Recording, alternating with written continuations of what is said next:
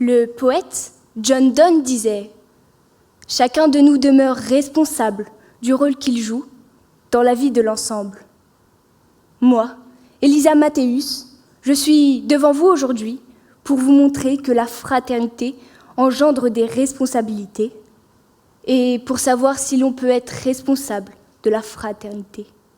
Mesdames, messieurs, bonjour. Nous sommes responsables de la fraternité depuis notre plus jeune âge. Nous la voyons affichée partout. Elle peut être sur l'enseigne de la mairie de notre ville ou sur les murs de nos écoles. Toujours accompagnée des deux autres valeurs de la France, la liberté et l'égalité. La fraternité est un devoir. C'est un lien affectif et moral qui permet de créer des liens avec notre entourage. C'est un monde idéal où tous avons la responsabilité de le construire. D'ailleurs, l'été dernier, on a battu un record. Celui de l'été le plus chaud jamais enregistré dans le monde. Notre planète est soumise depuis plusieurs décennies au réchauffement climatique.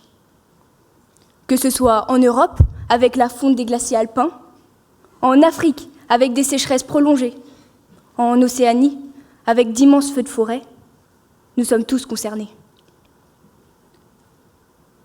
Nous nous sommes alors mobilisés tous ensemble pour le climat, en recyclant nos déchets ou en favorisant les transports en commun. Nous avons pris notre part de responsabilité et avons pu construire une immense fraternité mondiale dont l'objectif est de réparer les dommages que l'on a causés. Comme lorsque l'on a réussi à surmonter le confinement. Vous vous souvenez du Covid-19 ? Ce virus a bouleversé la tranquillité de notre société en provoquant le décès de nos amis. À 20h, nous avions la responsabilité de nous rendre à nos balcons pour applaudir ensemble les personnels soignants, ce qui a permis de renforcer les liens entre voisins et de manifester l'unité du peuple français. Grâce à cette fraternité, nous avons pu surmonter ensemble cette épreuve, notamment avec l'aide des réseaux sociaux qui nous ont permis de prendre des nouvelles de nos proches et grâce à eux, nous avons pu organiser de superbes soirées virtuelles. Nous étions en guerre contre un ennemi commun, le coronavirus. Nous sommes en guerre, disait le président Emmanuel Macron. Nous avons dû nous battre, tel un soldat qui risque sa vie tous les jours sur le champ de bataille. L'altruisme, la fraternité et la responsabilité sont des valeurs essentielles pour les militaires. Selon le Code d'honneur des soldats, article 8, au combat, je n'abandonne ni mon arme, ni mes camarades, morts ou blessés. Chaque soldat a des responsabilités morales envers les familles de leurs frères d'armes. Ils doivent tous s'entraider pour ne pas y rester.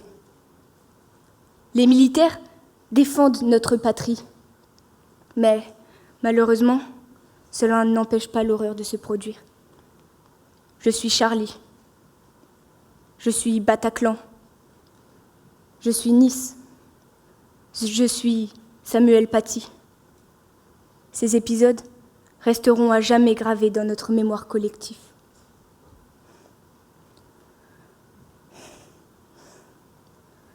Mais ce que je retiendrai le plus, ce sont les cérémonies organisées au lendemain des attentats. Des moments où joie et chagrin, rire et pleurs s'entremêlaient. Des journées de fraternité où nous avions la responsabilité de rendre hommage à nos victimes. Il n'y avait plus de religion, de sexe ou d'âge. Nous étions tous concernés. Et nous étions tous unis. Suite à ces événements, nous nous sentions responsables de la sécurité de chacun. La France répondra à la haine par la fraternité, déclarait François Hollande. Au moindre éclatement de ballon, tous étions terrorisés. Il y a 2 ans, un individu s'était introduit dans mon lycée, ce qui a déclenché le plan d'alerte attentat et a engendré un élan de panique.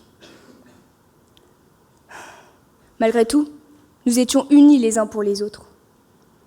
Finalement, l'individu était l'un des ouvriers qui travaillaient dans l'établissement et qui avait oublié de se signaler à l'accueil.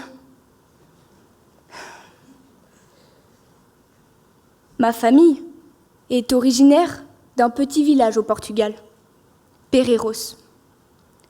En 1969, ma grand-mère apprit qu'elle était enceinte de mon père.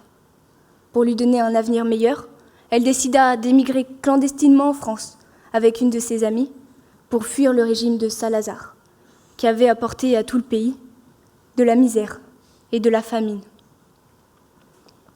Entre l'Espagne et le Portugal, elle voyageait la nuit pour éviter la garde nationale et la police d'Espagne.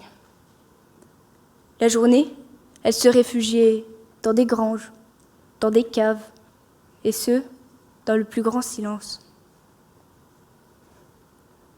Arrivée à la moitié de l'Espagne, ma grand-mère était épuisée. Cela faisait des jours qu'elle marchait dans la peur d'être arrêtée. Ses jambes lâchaient. Elle s'évanouit. Elle m'a raconté s'être réveillée un jour après, dans une voiture. C'était un homme. C'était un homme qui avait décidé de les aider et de les conduire à la frontière franco-espagnole, là où mon grand-père les attendait. Cet homme ne parlait pas la même langue et n'avait pas la même culture que ma grand-mère, mais s'est senti responsable de l'aider et a fait preuve de fraternité. À travers tous ces exemples, nous pouvons affirmer le fait que fraternité et responsabilité sont des valeurs similaires, car sans responsabilité, la fraternité ne pourrait exister, car chacun de nous demeure responsable du rôle qu'il joue dans la vie de l'ensemble. Alors demain, vous aurez la responsabilité d'appeler votre grand-mère qui attend de vos nouvelles, car c'est grâce à elle que vous êtes ici aujourd'hui. Vous donnerez une pièce à ce SDF en bas de chez vous, et vous recyclerez vos ordures pour la génération future. Merci.